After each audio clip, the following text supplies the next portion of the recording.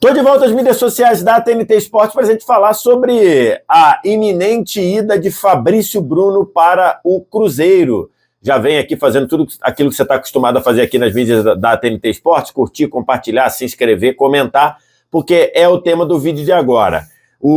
As informações que têm corrido e inclusive confirmadas pela Monique Danello, repórter aqui da TNT Esportes, dão conta de que o Cruzeiro fez uma segunda proposta por Fabrício Bruno, na casa de 7 milhões de euros por 70% dos direitos econômicos do jogador, mais 1 milhão de euros em metas variáveis a serem cumpridas, e que essa proposta agradou a diretoria do Flamengo e tudo caminha para Fabrício Bruno ser anunciado nas próximas horas ou nos próximos dias como novo reforço do Cruzeiro. Fabrício Bruno, que em 2020 foi vendido pelo próprio Cruzeiro para o Red Bull Bragantino, do Red Bull Bragantino chegou ao Flamengo e agora tendo a chance de retornar ao Cruzeiro. É um Cruzeiro muito ativo, muito participativo na janela de transferência, já trouxe Gabigol, já trouxe Dudu,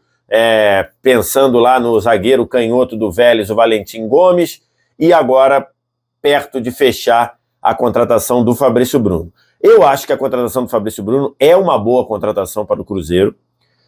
Esse valor de 7 milhões de euros me parece um pouco acima do que o normal, a gente pode colocar assim, o que só realça o quanto o Flamengo teve de oportunidade de vender o Fabrício Bruno por mais ainda.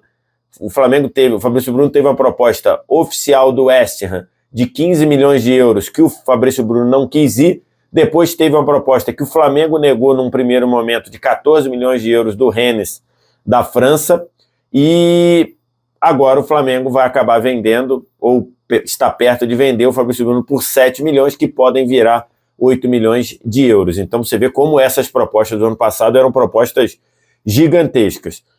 Mas, sem dúvida nenhuma, o Fabrício Bruno é um bom zagueiro, é um zagueiro que não à toa esteve na seleção brasileira em 2024, a convocação não teve nada de errada, foi uma convocação que merecia e reconheceu o ótimo nível que tinha o Fabrício Bruno ali. É um jogador com uma capacidade muito boa de recuperação, um contra um muito bom, uma capacidade de disputar na velocidade com a maioria dos atacantes e conseguir vencer, tem um bom tempo de bola, é bom no jogo aéreo, então acho que é uma contratação muito boa para o Cruzeiro. Tem um ponto, uma questão que me deixa querendo entender como vai funcionar, que é o técnico do Cruzeiro, o Fernando Diniz, ele tem no seu jogo uma exigência muito grande da construção pelos zagueiros. O estilo de jogo do Fernando Diniz, por exemplo, no time que deu muito certo no Fluminense no ano de 2023, os dois zagueiros tinham uma capacidade incrível de sair jogando, de construir desde a defesa, o Nino e o Felipe Melo. Os dois eram muito bons fazendo isso. E no ano passado, em 2024, quando o Fluminense vendeu o Nino, o Fernando Diniz sofreu muito sem a presença do Nino, o estilo de jogo sofreu demais. E o Fabrício Bruno não é especialista de sair jogando. O Fabrício Bruno não tem essa característica como seu ponto forte.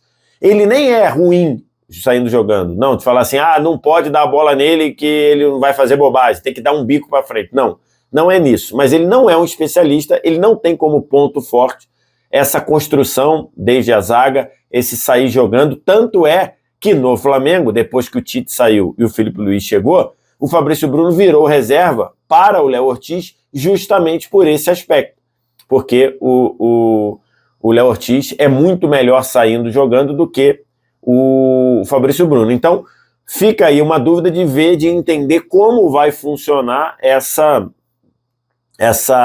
necessidade do estilo de jogo do Fernando Diniz de ter um zagueiro que construa e que não é o ponto forte do Fabrício Bruno. Ele não é péssimo, mas também ele não é ótimo. Ele vai bem, ele vai ok na saída de bola. Mas acho que é um reforço que sinaliza ainda mais o poderio do Cruzeiro na janela e a volta do Cruzeiro para brigar pelos títulos grandes em 2025.